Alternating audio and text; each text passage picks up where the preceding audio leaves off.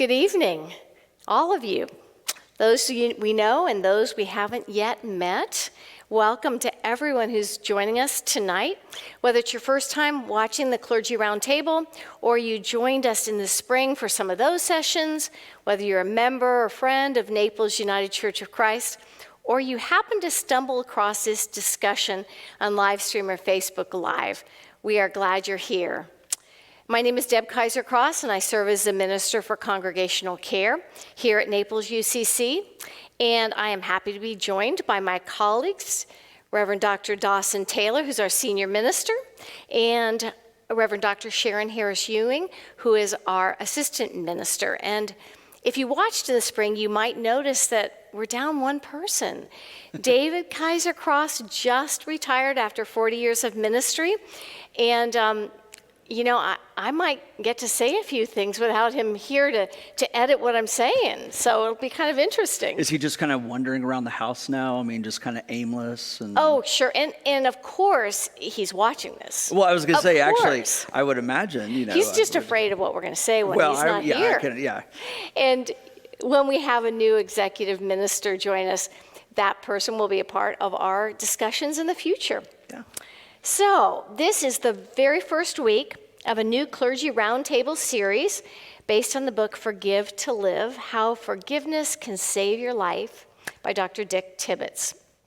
I was first introduced to this book some years back by one of our Stephen ministers who so recommended it that she wanted me to do it for an adult enrichment series. And so I picked up the book, I was interested in it, and suggested that we do it. So we are sharing it together in this series. And I think it's especially appropriate considering the events of 2020. Its conflicts, its challenges with the pandemic and the current political climate. We thought a deep dive into the concept of forgiveness might be helpful for all of us. The stresses of these past months have taken a toll on all of us, and for many of us, a toll on our relationships with our family and our friends. A look at the theme of forgiveness, I think, will be helpful for all of us. So, little background. Dr. Tibbetts has worked in the field of behavioral and spiritual health for decades. He's a licensed professional mental health counselor, an ordained minister, and an executive coach. He combines his expertise in all those disciplines to write this research-based book on the power of forgiveness, not only on our mental and spiritual health, but on our physical health as well.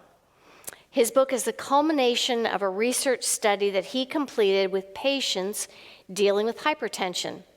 The results showed significant reductions in blood pressure readings for those who completed forgiveness training, and he then wrote his book for a wider audience to encourage forgiveness as a daily healing practice. So we've divided this book into 5 sections for reading and discussion. This evening, we'll be focusing on the introduction through chapter 2. And if you have your book with you, it's through page 44.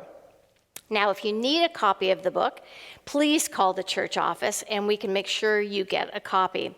It's also available as an ebook if you want to get it quickly.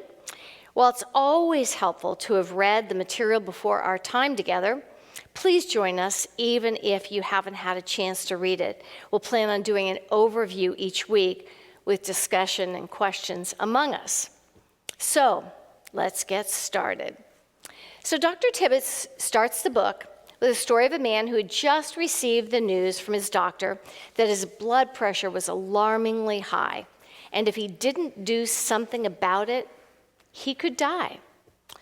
He lived in a high-stress job where he felt he had to make unpopular decisions that had turned many of his coworkers against him. As a result, he was holding on to some anger and resentments. Fortunately, the physician had an idea and asked him if he would be open to taking part in a research study that would teach the participants who suffered from high blood pressure a new way of dealing with the disease. He decided he had nothing to lose, so he joined the 8-week forgiveness training that Dr. Tibbetts had designed. Within 2 months, his blood pressure had dropped to a normal reading, and he acknowledged that forgiveness had literally saved his life.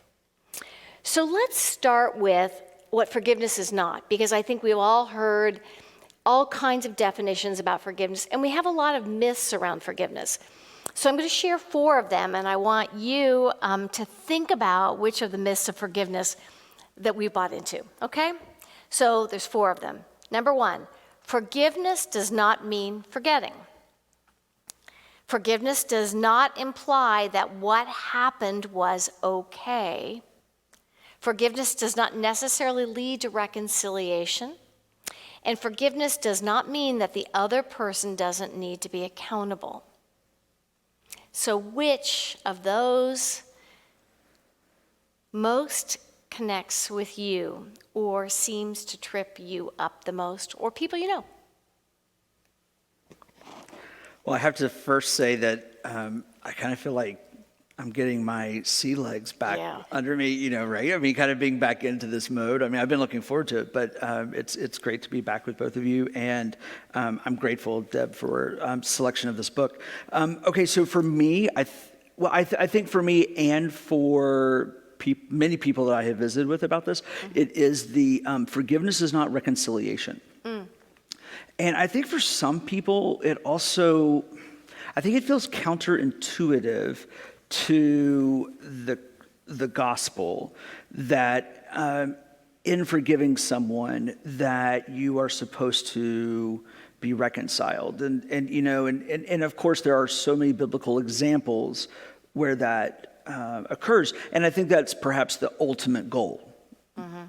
But I often remind people, particularly in harmful relationships or where there's been tremendous harm done, that either reconciliation may happen down the road or reconciliation may not happen. And then again, I think there's even a third level that I've come across, and that is where closure and reconciliation in the person's mind is connected. And so trying to help people understand that reconciliation does not equate to closure.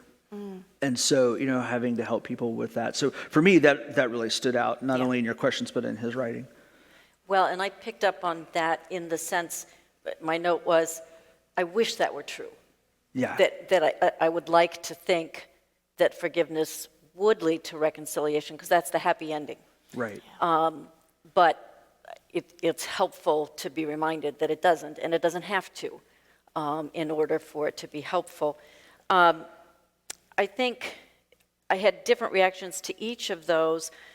I thought it was helpful when he starts out by saying that forgiveness does not mean forgetting, because I think sometimes when we're holding on to anger or a grudge or something, we don't want to let go for fear that then that means we're going to forget it, and we don't want to forget it. And his talking about, it's not that you will forget it. In fact, if you did, that would be a problem in terms of memory, but it's how you remember it and what you do with that memory. And I found that helpful to think about. The last one about forgiveness does not mean the other person doesn't need to be accountable. I think that trips up a lot of people, that they don't want to forgive because they think it means the other person is not going to be held accountable. And when she or he is accountable, then I'll forgive, rather than they're two separate things. Yeah. And mine was a little bit different. Mine was forgiveness does not imply what happened was okay. Because I'm afraid sometimes if I forgive somebody who doesn't yet get that what they did was not okay in my mind, that I'm letting them off the hook. And so that's where I get tripped up, because what I'm really reminded of in this book, it's not that I didn't know it, but that when I'm holding on to that, the hardest part of it is that it's impacting me, not the other person. I can hold on to it forever and let the other person, and the other person may never know that I didn't think it was okay. So, in any case. Yeah, that does make a lot of sense. Yeah. I feel like I'm getting my sea legs back too. I sort of like, this is just a new, we haven't been doing this Well, I was for a going to say, while. especially without David, we The can intellectual one. Well, right, and that we can poke fun at. Yeah, right? During, no, it's yeah. Okay, so now he moves on from that, what forgiveness is not, to his own definition of forgiveness, which is, he said, forgiveness is the process of reframing one's anger and hurt from the past with the goal of recovering one's peace in the present and revitalizing one's purpose and hopes for the future. Now that is a mouthful. I think it's absolutely true, but are there other definitions of forgiveness that have resonated with you in the past? Before answering that, I wanted to just say that sort of trio, if you will, those three things of past, present, and future, was really helpful to me because the hurt feels like it's in the present, or the anger feels like it's present. And when he reframes it to say the event that caused the hurt or the anger is in the past, and being able to see it that way makes it easier to think about, okay, what do I want in the present and what do I want for the future? It's really hard when it feels so real to say, really, this has already happened. Now the question is, where am I going to go from here? Exactly. How about you, Dawson? I think we were recently talking about this, it was a little while ago, but I preached on forgiveness, and I remember we talked about this as a clergy team because I said, I just feel like some of my either definitions or examples about forgiveness are a little dated or a little used, and but it's not as much about forgiveness as the example is about resentment, but about when you're holding on to that, about letting someone live rent free in your head. And, yes, perhaps it's tired, perhaps it's been used, or perhaps it's even cliched at this point.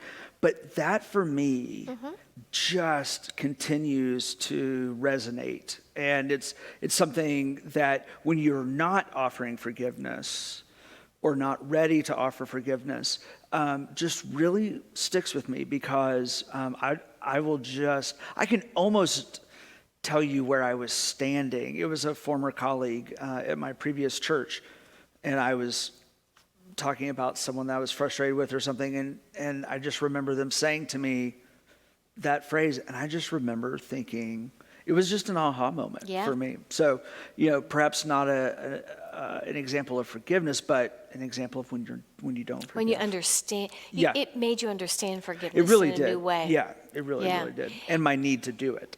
Yeah. And mine is, it's been said many times, but there's a reason it sticks with you because it resonated at one time and it continues. So for me, the first time I heard Corrie ten Boom's forgiveness definition, maybe not a definition, but an aphorism, is forgiveness is setting a prisoner free and realizing the prisoner is you. Yeah. And just context, she was forgiving a prisoner at Ravensbrück.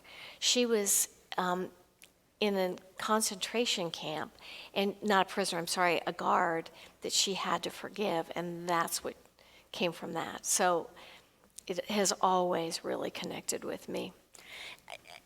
What's interesting is part of why I think this book is so helpful is we have those kinds of incredibly powerful examples, and we have the commandment not to forgive 7 times, but 7 times 7. But you don't very often hear, so how do you do it? Right. And what does it really mean to do it? I mean, definitions, examples are not the same as, okay, I want to do it, but how? And that's, for me, the beauty of this book. Yeah. There are some step-by-step examples of people who have done it. And we're ministers. We've talked about, we've preached on, we've experienced things that need forgiveness. but I learned a lot from this book, so I hope that everyone else will too. I Yeah, really and do. I do think that's a great insight, though, Sharon, that, we do have in Scripture these commandments, if you will, like, Jesus says, go and do likewise. Right? Okay, but, you're the child of God. Forgive us our debts as we forgive our debtors. Yeah, exactly. And so there is a level of perfection and a level of understanding. But as much as the Bible is a how-to document or guidebook, I totally agree with you. And I think that's a great insight that, in some ways I've thought about, but in many ways I haven't. But I think you're totally right that there is this command to do it and no step-by-step instruction. And so I agree that this book is a great resource. Yeah. So we're going to kind of start getting into the heart of it now. And I'd really rather not. Because again, this 'Cause book we might hits have to do some buttons. work, Well, you I know? know, exactly. There really are some of those moments where I think, okay, yeah. I really have to do this. So anyway, he talks about what he calls the 10 principles of forgiveness. And I'm going to just share them right now. But just so you know, all the people who are watching, we are going to be covering each one of these in a different chapter. So this is just the overview, and then we'll just focus on each one each week. So the 10 principles of forgiveness are: accept that life is not fair and that others may play by a different set of rules than you do.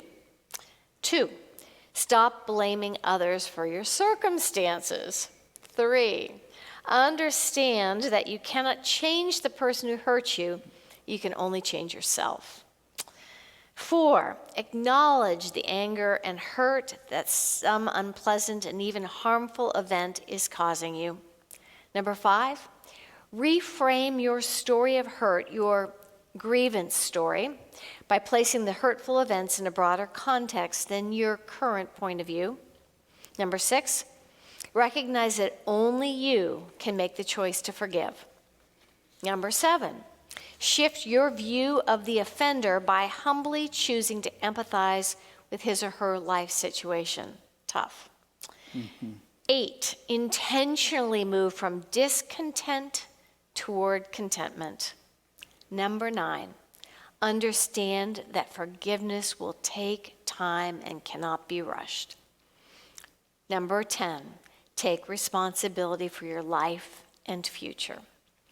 So I do have a question on these. Are you going to say something? No, I was actually going to ask you a question, but go Sure. ahead. Well, okay, so one of the things that you constantly teach me, and it kind of annoys me sometimes, but it's an important lesson, which is to give people the benefit of the doubt.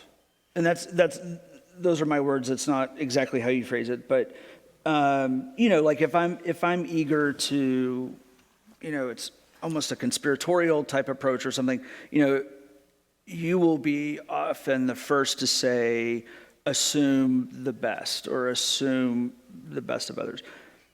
I was thinking about that because it's often helpful for me to really take a step back and think that I didn't see that or something in that spirit on this list. And I was surprised by that. Interesting. Did I miss it? Am I misinterpreting? Or do you disagree? I think it shows up, but it doesn't show up specifically as that. Okay. I think it shows up in reframing the story of your grievance story. Okay. And see it in a larger perspective, to And see it from the other person's point of view. Yeah, and that's also in the shifting your view of the offender by humbly choosing to empathize. Yeah. And kind of. Yeah, because I guess there is an empathetic way of looking at a situation. Okay, yeah. Just because that really was something that I feel like I'm continually working on and have been since we started working together. But no, that's helpful. Okay, thank you. But it is interesting, and I can't tell you now which chapter it was, but probably more than once, he does talk about our human tendency to assume evil motives. And so it really is a conscious choice to say, I am not going to assume the worst and the most evil motive here. I'm not going to assume evil, hurtful intent. I'm going to assume otherwise. Right. And I think he goes into it more and more and we'll get there later. Yeah, and I'm not trying to sidetrack us. No, but because that was something actually- about this list, though, that was. But the question that I have that's not on here, so it's going to surprise you, is of all those 10 principles, which one made you think the most? Yeah. Which one?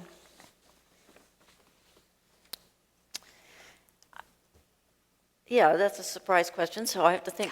I'll answer No, that. that's all right. You got one? Okay. Yeah, I think the one I found myself thinking the most about was the first one, accept that life is not fair, and that others may play by a different set of rules. Because to say that life is not fair is just a huge concept, and I think you are going to ask more about that later. But there's the kind of life is not fair that I tell my granddaughter when she's saying, that's not fair. Yeah. And I say, you're right, it's not fair. And that's very different from, this doesn't feel fair to me, and maybe it is, maybe it isn't, and then fairness and justice in the world. So that just evoked the most musing. Yeah. For me, it was the vengeance story. I had not ever heard that term, vengeance story, before. I knew about ruminating over a situation where you've been hurt, but that I'm really fascinated by that because he goes over it over and over about how we take a situation and we attribute all kinds of things to that situation and to the other person to create our vengeance story. And So there's a little bit of a Freudian slip here, because it's a grievance story. Oh, yeah. Oh, that's true. It is a grievance story. Well, anyway, it's a vengeance story sometimes. I was going to say, let's just pause and analyze that for a second. No, but no, yeah. You're right. It's a grievance story. Yeah. And, for me, so the first one, Sharon, also stood out to me also in part because of the political times that we're living in and how the understanding of, quote, fairness is being thrown around, especially in the media, because who defines what's fair and how we define that and things like that. I will say, though, personally, I would say it was the third one. Understand that you cannot change the person who hurt you. You can only change yourself. Yeah. Because I've spent a lot of time in a variety of therapist chairs worrying a lot about the other person and trying to make that person, whoever it is, I'm not saying it's one person, but whoever it is, more caring or more mindful of how they act. And, you just realize at a point that's a futile effort. It feels good sometimes to try to control them, but it's a futile effort. It is. Yeah. So I'm going to skip to the first chapter now. Already? Because the first chapter is focused on that. Life should be fair. Okay? So I want to think about that concept that life should be fair for a minute. Dr. Tibbetts explained that most of us have internalized that belief that life should be fair. I mean, from childhood, right? Yeah. You just talked about your grandchildren. It's just one of those things. Everybody wants to think that we are somehow entitled to fairness, yet the longer we live, the more we see the unfairness or injustice that exists all around us. The trouble is, while we expect life to be fair, our experience tells us something else. Because fairness is often in the eye of the beholder. Each one of us has our own sense of moral justice based upon our cultural or religious values, the ones that we have chosen to embrace. It means that others will carry a different set of values. And at some point, those values will clash and somebody will feel the sting of unfairness. So the question for all of us is, how have you seen that play out in your life or in the life of other people? Or how do you deal with that concept of fairness?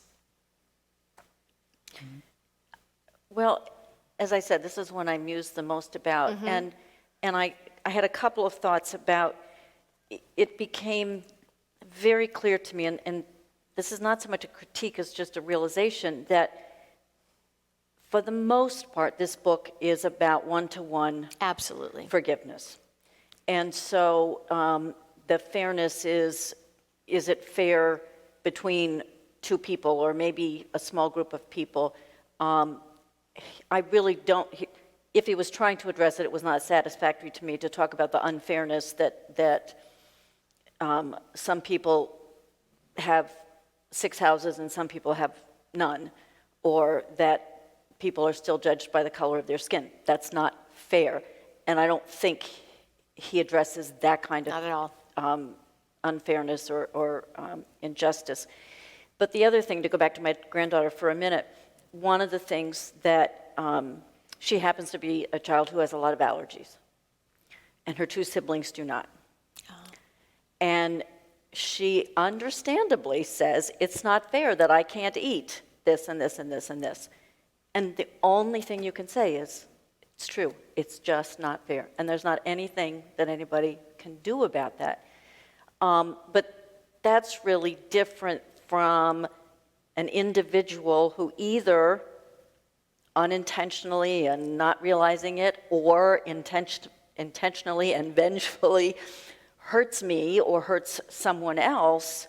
And that kind of fairness is just very different. And to me, that's what he's talking about here, is the ways that human beings hurt each other.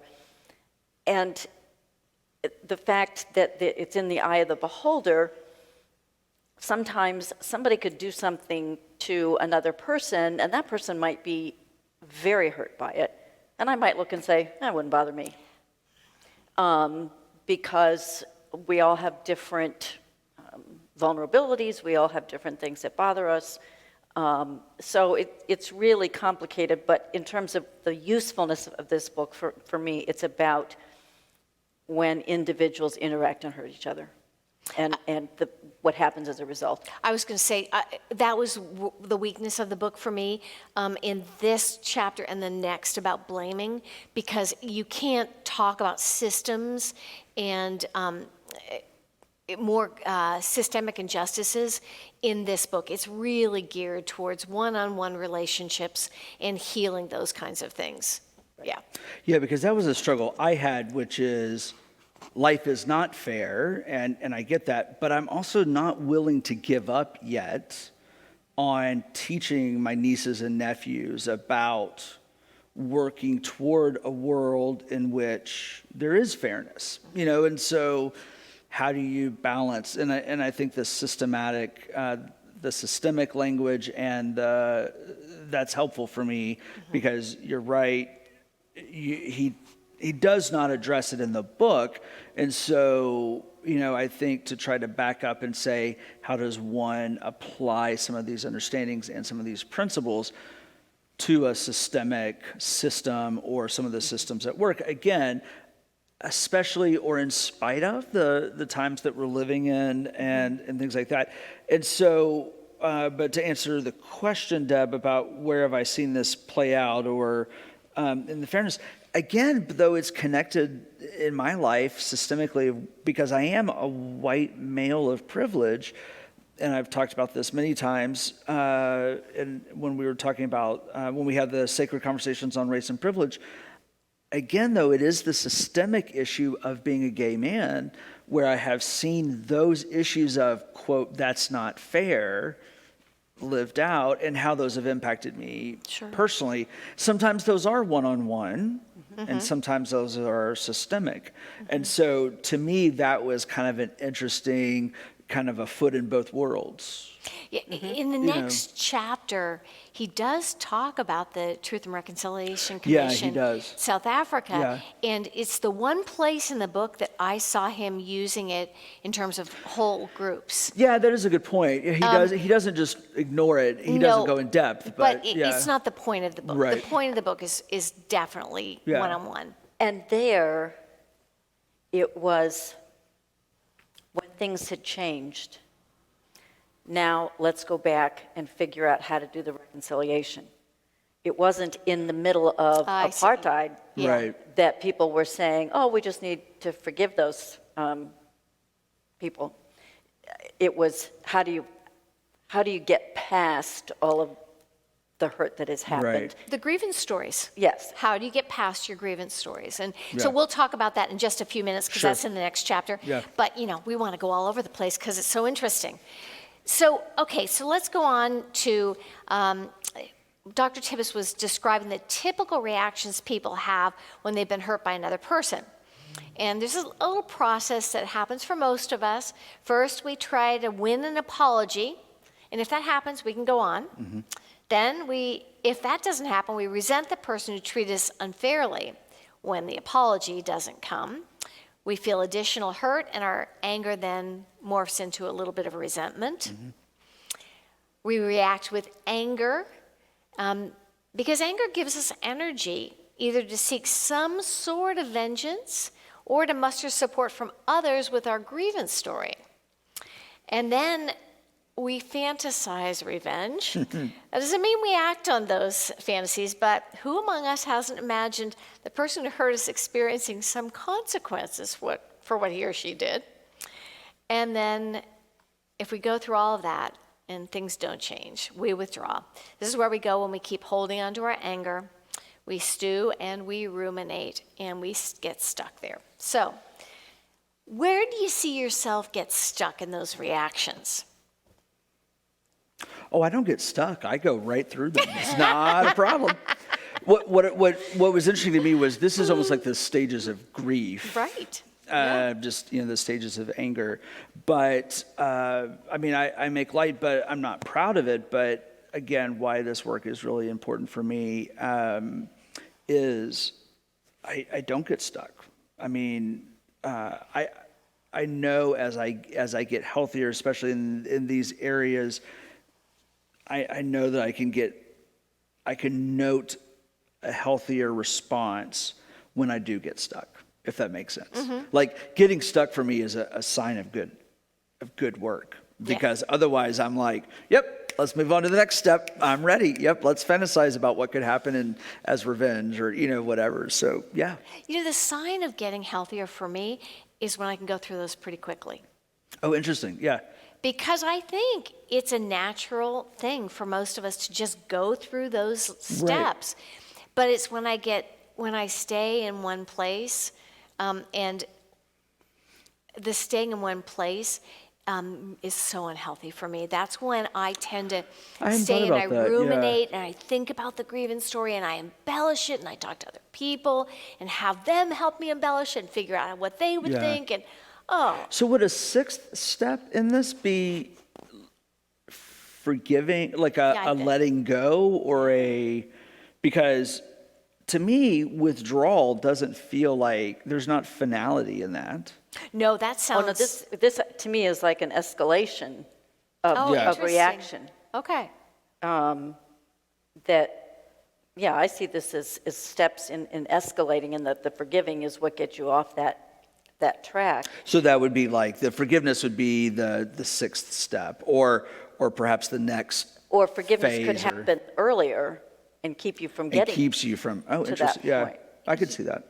Yes, but I think the danger is that I think people try to step off this escalation too early, and they really haven't forgiven. Like I think that a lot of people think they've forgiven early, and they haven't actually gone through the anger and stuff that might be necessary. More familiarness with the steps of grief, but when someone hasn't really worked through those steps in phases in a healthy way, rather than like the spiraling that often happens when the initial loss happens, then I typically experience that either myself or the person who I'm in some sort of relationship with, if they haven't really worked those steps of grief, then they're going to come back and they're going to be stuck on one of those, and then everyone around them is going to live it out with them, and that's where you're getting experience. So I would imagine the same effect would happen here too. What were you saying? Well, I was just going to say, the other thing that occurred to me here is that, again, he doesn't distinguish between people who are close to us and people who are distant. Yeah. And I'm not saying it's a good or bad thing, it's just a thing that I don't get hurt or angry very easily. And some of it, he goes on and talks about expectations of people, and I think in some ways I don't have such high expectations. I don't get hurt so easily. But what I'm really aware of in terms of how I respond is, in a professional setting, usually I think I can deal with it fairly healthfully and to do some of what he talks about, confronting it or something. I'm not always, but where I get tripped up is in the relationships up with people I'm close to. Sure. Because then I expect them to be fair and to do the things I want them to do and not to say the things that just hurt me. And I remember one of the most painful things for me about being a parent was how angry I got. Because out in the real world, I don't get so angry, but I just had different expectations about the people closest to me. And so then it's much harder, and that's where I get tripped up much more than in other kinds of relationships. Yeah. Understandable. Yeah. All right, so why does the issue of fairness, of life not being fair, make it so hard for us to forgive? I know this might sound simplistic, but I really do think, and I agree with both Dr. Tibbetts saying it, and you were reiterating it, Deb, is that I think it is so ingrained so early on. Mm-hmm. Like, I just think it's one of those building block type mentality things that happens to us. And again, I think it also has, I do think people of privilege are probably taught this more than others, but it's that life is, I mean, you were just taught, or again, I'll use an I statement, I was taught life is fair or should be fair or, something. And so when it suddenly isn't, I think it's also for me, it's an acute sense of justice. Mm-hmm. And so when I see injustice, either personally, systemically, corporately, whatever, it just, can send me over the edge. I still remember sitting when I was doing a lot more counseling. I sat in my office with an older couple who had a very charmed life. They'd been really blessed, privileged, all of the above. And something bad happened in their lives, and they had no resources to deal with it. Yeah. And they just said, I guess he lost his job at like 59 or something. And they had never, ever had to deal with the unfairness of life. And I think people who've not had a lot of privilege in their lives early on had to learn life isn't fair and have developed the skill set and resources to deal with it better than some others. Yeah, and that's why I think those of us with privilege, we have the luxury of believing that life is fair. Yeah, we imagine it is. Yeah, and perhaps for longer than others, we get to live into and believe that. Yeah. The other piece of it, I think, is that I think very few of us learned well how to deal with our emotions. And so when we say it's not fair, I mean, he talks about underneath that is hurt and anger are two sides of the same coin. I certainly learned, and this will be for next week when we talk more about anger, but I just learned to be nice, and I didn't learn what to do with anger. Yeah. And I think now it's a very popular thing in schools, social emotional learning, and I hope that's helping. But I think that sense of unfairness is, it evokes emotions that we don't know how to deal with. Right. I really want to explore the whole Christian understanding of forgiveness for just a minute, because that's what we do around here. Yeah. I'm having a hard time understanding why we as Christians get so caught up in the unforgiveness cycle, and why why do you think Christians get trapped by unforgiveness? I mean, we're taught about it. I would tie it to what I just said about learning to be nice and not learning how to be angry. And church people want to be nice to each other, but then when they're angry or they're hurt, they don't have the resources to deal with the conflict. And it's not accurate, but I think some of us have just learned, well, that somehow to be angry is sinful or unkind or something, and so we repress it or other kinds of things. There may be lots more, but for me, that's part of it. That makes a lot of sense. Yeah, anger is a bad emotion because we haven't been taught or we just don't know how to deal with it appropriately.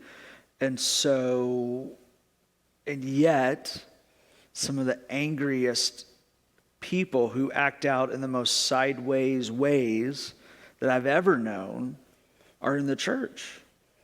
I mean, because actually I was having this conversation, pardon me, I'm just reflecting that I was having this conversation recently with one of our lay leaders, and we were reflecting on someone who had gotten very upset, and I said, I was expressing my surprise at it, because I said, you know, I've either been in politics or in the church. Those are the two things I've done in my life. And I said, I've never been in corporate America. And I said, but I just kind of assumed everyone in corporate America kind of beat each other up. And he said, oh, no. No one can beat each other up like those in the church. And I said, well, I've seen some pretty ugly stuff, but in the church, but I just didn't have any comparisons.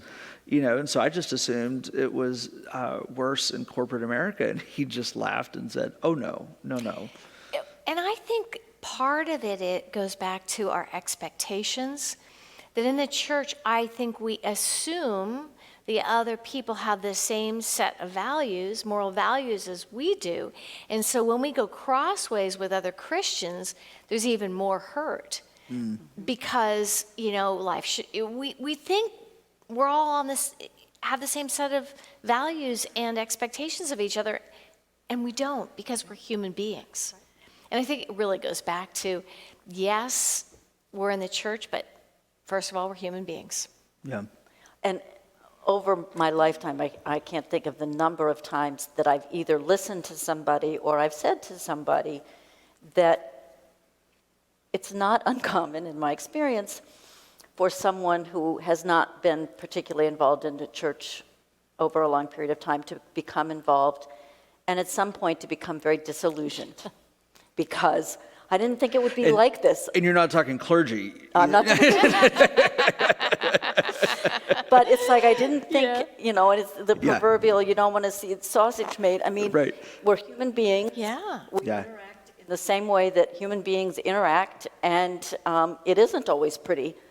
But if you come into the setting of the church and you expect it to be pretty, because we share the values, because we all believe in God's love and all those things, then it really defies our expectations that some of that goes on.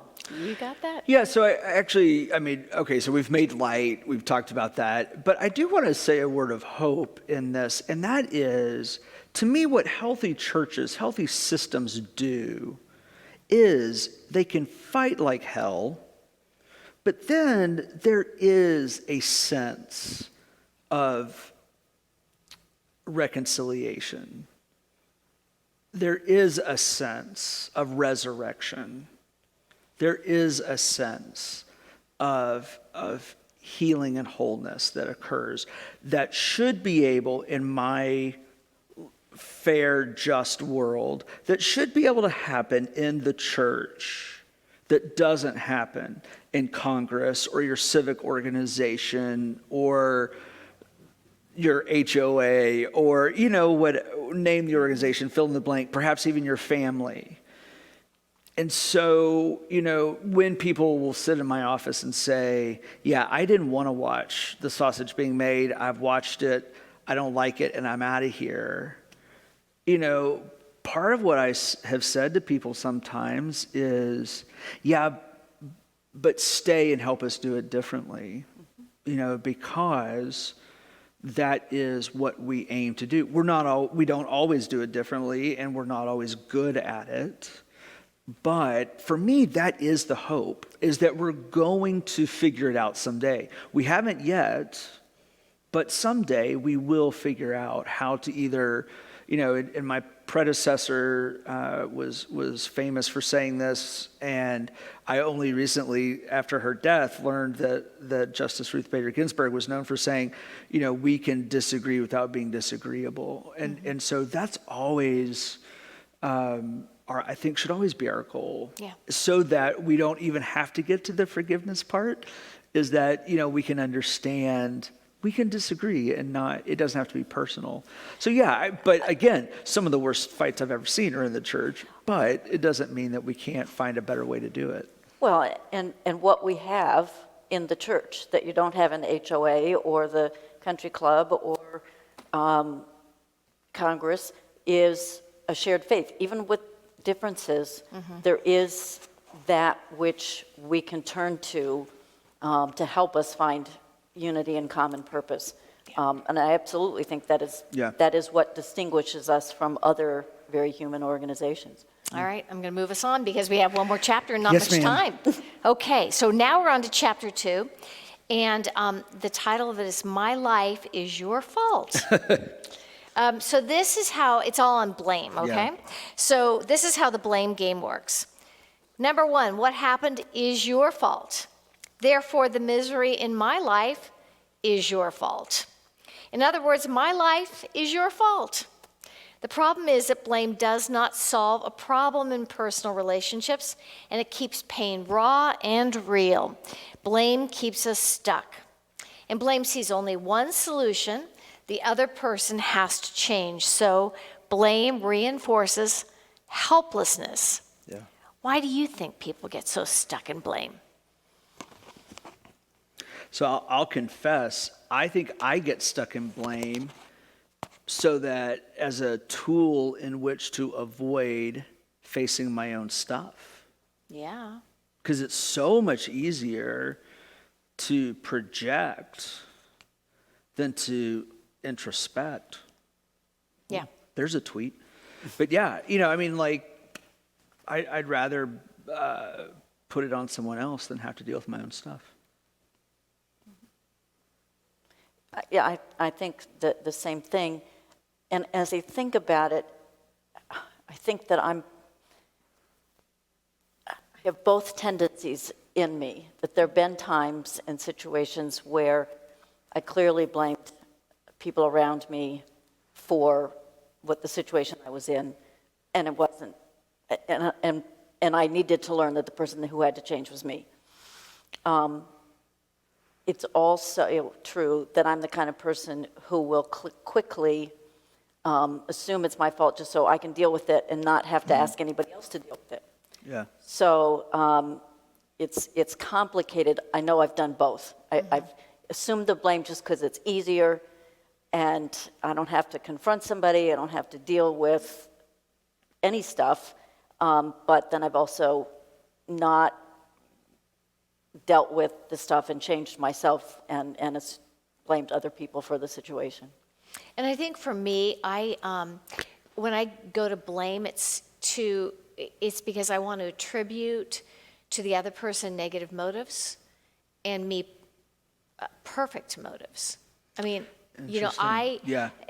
I think it's really easy for me to just look at all their bad stuff, but I'm completely innocent. And this book has been very helpful in challenging that assumption. Yeah, and I would echo that as well. Yeah. So now we're going to move into something that we talked about a little bit in the last chapter. I think we need to be extremely careful here because there are systemic injustices that impact both individuals and groups. And there are those who want to say to those who have felt the weight of injustice to stop blaming others and just move on. Yeah. And that is not what this book is about at all, I don't believe. It's important to name systemic injustices so that we can work towards righting the wrongs. that have been inflicted on whole groups of people and individuals. What we're talking about here is blame in personal relationships that keeps us from moving on. So, Dr. Tibbetts talks about one of the best ways to stop the blame game is to move away from all or nothing thinking. I thought this was pretty brilliant. As Dr. Martin Luther King Jr. once said, there is some good in the worst of us and some evil in the best of us, although I don't think there is any in me, of course. Well, I mean, the three of us are excluded, of course. Perfect. Yeah. When we discover this, we are less prone to hate our enemies. In this day and age, wow, Yeah. wow. So rather than considering those who've offended you as 100% at fault, think of them as maybe 60 or 80, well, maybe 90 Yeah. at fault. When we do this, we recognize that we also have something to work on because none of us is perfect. So, why do you think it's so tempting to indulge in all or nothing thinking about somebody who has hurt you? I think that's of a piece with thinking about all or nothing in terms of the world. And it is so much easier to draw distinctions between right and wrong, black and white, this side or that side. And I think that's part of the appeal of some kinds of much more conservative Christian views is they've got the answer, it's absolute, it's all or nothing. And my personal goal is certainly to be willing to live in the gray, to live in the ambiguity, to see the good and the evil and the evil and the good. But it's hard. It's much harder to live with ambivalence and ambiguity than to just have clear demarcations and you're on this side or you're on that side. Yeah, because I was going to say ambiguity is hard, right? I mean, it is for me because I think one of the things that I continue to learn about myself and grow both as a pastor and as a person is the reduction of all or nothing thinking. So he being Dr. Tibbetts, really danced all over my issues in this chapter, and I resent him for it. No, it was really, really good stuff for me in this because, for me, I have not thought about it as a blame issue, and I'm still kind of grappling with that, but I do get into all or nothing, like my way or the highway, and perhaps there's Enneagram stuff attached to that. I don't know, especially since we're both threes. But I also have the tendency of I will get something in my head, and that's how I see it. And like you said, the ambiguity of backing away from that, and it's not black, it's not white, it's not my way, it's not other ways. It's life is really pretty gray. And so, in my Netflix binge, I discovered a new show, and recently on an episode, a parent was telling a child who's probably, I don't know, like 16 or something, and the mother was saying to her daughter, you will learn as you get older that life is nothing but complications, and that's how you have to learn to grow or something. And it just really struck me because to me, that's that kind of all or nothing, type thinking. And I want to respond a little bit to what Sharon had said about that. I think in either place on the political and religious spectrum, whether you're far right or far left, we can get caught in that all or nothing thinking. Yeah. Because I just think it's the extremes that we're seeing everywhere that's all or nothing. But what this chapter helped me with in a different way is I had a particular situation that took me a very, very long time to forgive the other person. And this chapter helped me be willing to attribute some blame to myself. I had grown enough by thinking about it that here is what I did to contribute to it, but I won't take on more than my share.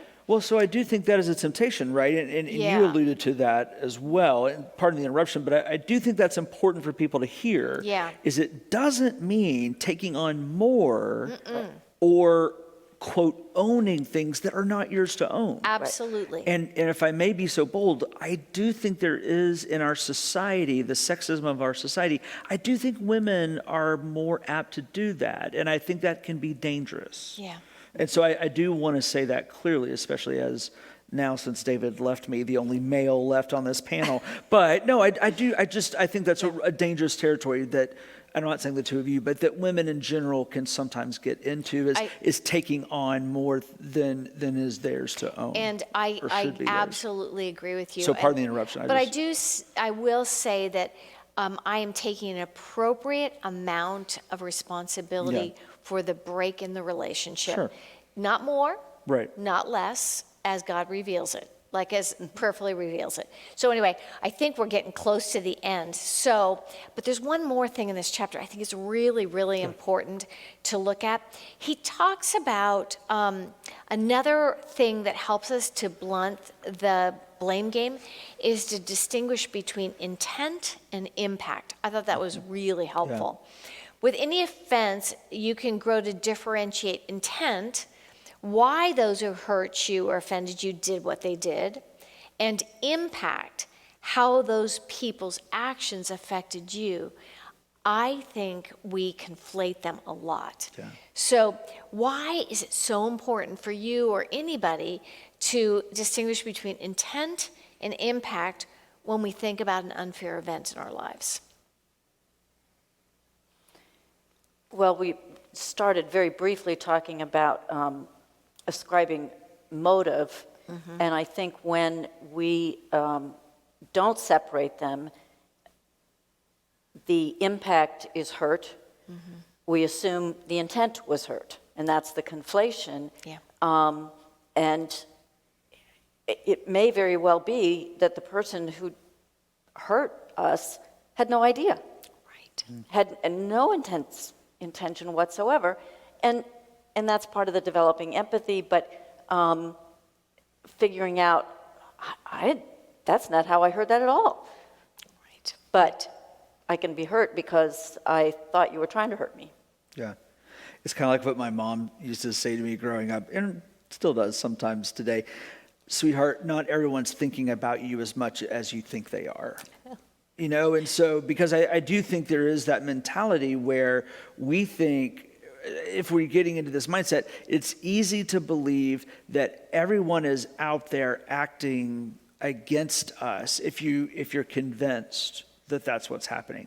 You can also be convinced that everyone's out there acting for you as well, which I think is an optimistic way of looking at the world. It can also be narcissistic too. But, I do think there is this way where people do get in this mindset of, that person did that with such intent. And then if you do have the health or the opportunity and both to circle back with the person and say, that really bothered me, or that really hurt, or whatever. And the person sometimes has no awareness that that's what happened. And you know what? One of the ways I'm trying to grow on this is when I wonder about the intent of the other person, the impact is hurt. When I wonder about the intent, I have started talking to the other person and say, this happened. I'm wondering what that meant for you, because this is how it impacted me. Right. And those words, I wonder, have been really helpful for me in sorting through the intent and impact with other people. Well, I think we can all, the three of us can in a healthy way admit and acknowledge that we work so closely together that there are times where we cross each other and we come to one another and say, yeah, that just didn't sit well with me. And there are times where, we have to say, yeah, I was really not happy in that moment, or, oh my gosh, I am so sorry, totally unaware, and to me, that's part of a healthy team dynamic where we can do that, as opposed to some teams or staffs that I've been a part of that have no ability to do that, or certain people have no ability to do that. And so, I mean, I think that's healthy families can do that, healthy teams can do that, you know. Okay, so I have one more question. This is a surprise question, which you just love when I do that. So what's your personal takeaway from our discussion tonight? Just a couple words. What's your personal takeaway from tonight? It's good to be back. Yeah. Honestly, it's fun. I'll go back to what I said about we give the commandment to forgive a lot. I've never spent so much time thinking about what that means and how to do it. And so that's a really healthy thing, just to put the time reading and thinking and discussing it. And my takeaway tonight is how good it is to laugh with you guys. Yeah. So thank you. Yeah. I needed that tonight. I can imagine. So I want to leave you with a beautiful little quote that I ran across in this week, and it's from a guy named Jonathan Huey. And he said, "Forgive others not because they deserve forgiveness, but because you deserve peace." So next week, we're going to do the next 3 chapters 3 through 5. Sharon's going to lead us, and I cannot wait to do that. So until next time, we will see you then. Thank you.